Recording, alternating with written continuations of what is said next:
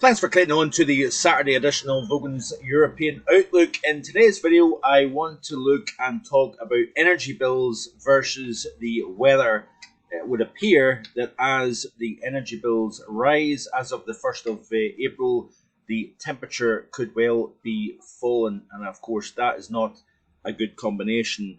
In fact, I've got the letter that I received, and probably many of you received from your energy supplier in recent weeks, talking about, of course, the rise in both gas and electricity. The average UK household will see a rise as of the 1st of April of 54% on top of what you're already paying. And of course, many people out there are simply not going to be able to afford the extra cost in terms of heating your home and running your home as well.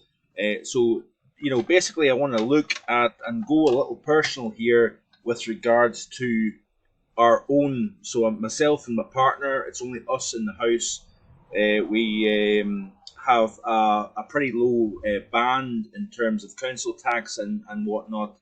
And I'll run through exactly what we will be paying versus what we're paying already. So the standing charge per day, according to the current rate, that is for gas, is 35.143 pence per unit. That will go up to 37.275 pence per unit as of the 1st of April. And, this is the stark figure indeed. Price generally on average per year is £645.61 pence. That is what we pay in gas per year. The price will go up to £1,096. Yep, that is. Once we hit the 1st of April. So pretty incredible. Electricity, 31.750 pence per unit at the moment.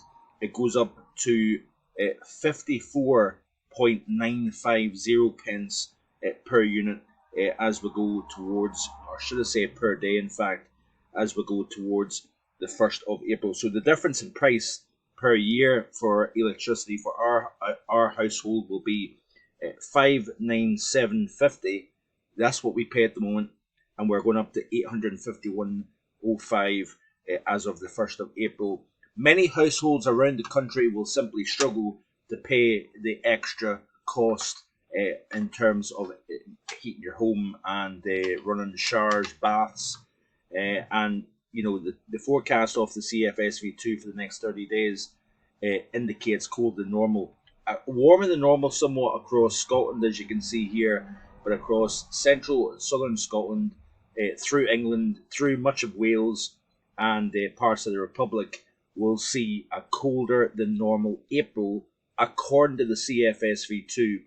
So basically, like I've already said, the temperature is dropping while the energy bills will rise sharply over the course of the coming weeks, months, and of course we're going to see possibly an even increase in that as of October. Now, this is something that I'm not an expert about. In fact, I struggle to count day by day, so I'm not in any way, shape, or form,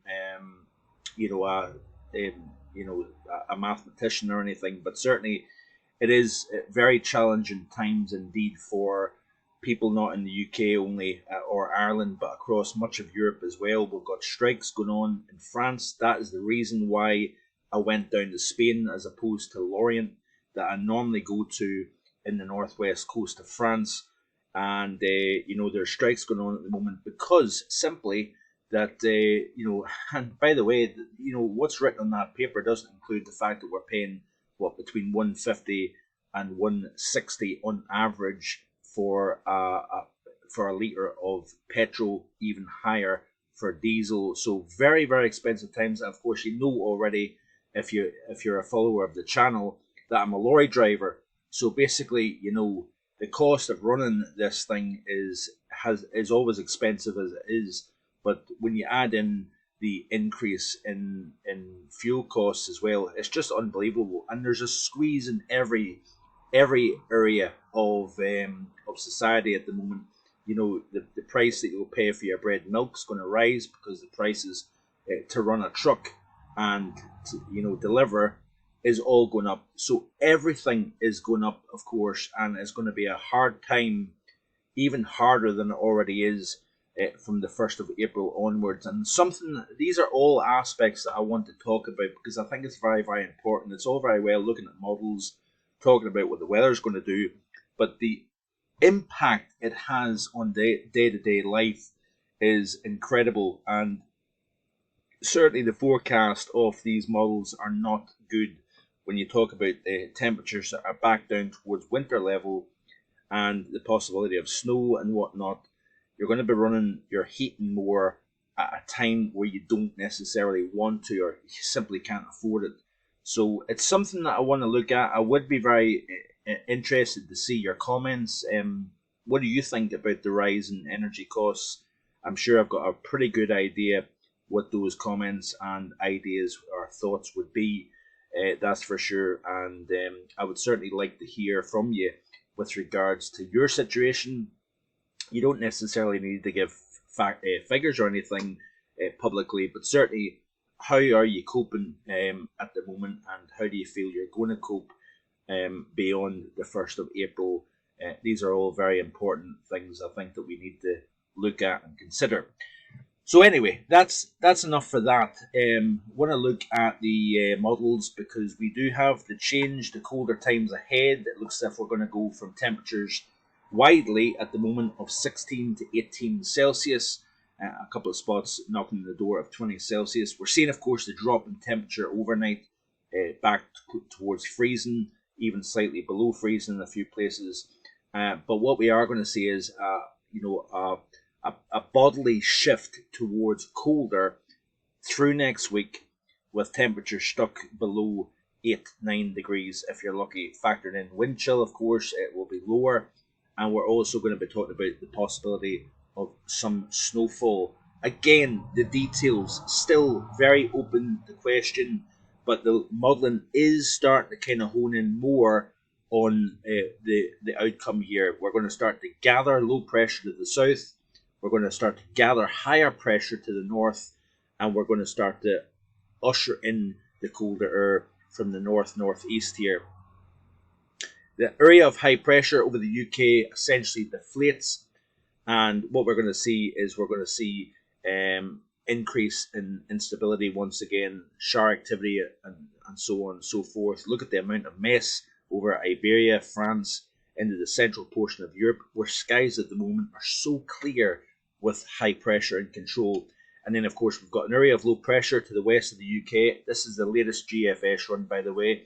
You can see here that we start to see a mixture of rain, sleet, and snow across southern, central, and even northern portions of Scotland here. Exact position of that area of precipitation is open to question. Of course, this is Thursday of next week, but you see the isobars, and they, of course, point from all the way up into the Arctic region down into the northern portion of the British Isles. Once that area of low pressure eventually spins off to the east, we open the door to colder air coming in from the north. So we've got a complete reversal in the height field as we go through into the early portion of April here. So we've got, as of next Saturday, a week away, we've got low pressure centred to the south, we've got high pressure to the north. I've just lost my position, unfortunately. There we go. And this is a pattern that we probably would have dreamt about back during the winter months. So it's certainly all very interesting indeed, the amount of change that we're going to be seeing, and why, of course, this can't happen during the winter months here. Looking at the 850 millibar temperature chart, and I'll show you the snowfall chart before I close, but look at this here. Next Saturday, we've got plenty of cold air in place. We've got winds coming in from the east-northeast, and certainly that is a very, very cold and very different day, this day next week compared to what we've got at the moment here over the British Isles. I'm kind of running and skipping over things today, because I will be in the coming days looking more and more into the details. But this is the snow projections of the model. We'll have a look at the UK and see where we're at in terms of snow cover as we go through the sequence here. So let's play it through the loop here. Colder air, like I say, coming in during the course of next week. Finer details remains to be seen, but this is the latest GFS now, indicating a reasonably significant amount of snow cover, especially with elevation, but not necessarily primarily over high ground as we go through the end of next week into next weekend. And then as I play through with all sorts of interesting things taking place, we have some snow even appearing over the mountains of Wales, over the southwest, into Gloucestershire, Wiltshire, the central portion of England. We're seeing some snow appearing and then disappearing over the British Isles here. So the cold is by far coming. And exactly like I said in yesterday's video, exactly how cold it gets remains to be seen. And in terms of snowfall, where it happens and how much we get as well also remains to be seen. I really wanted to talk about energy bills today because I think it's coming.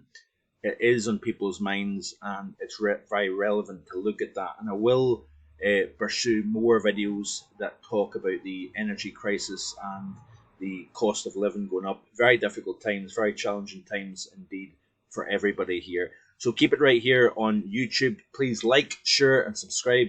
And of course, we'll continue to monitor things as we go forward. Hope you enjoy the rest of your Saturday. I hope to be back again tomorrow with more. Have a great day. Bye for now.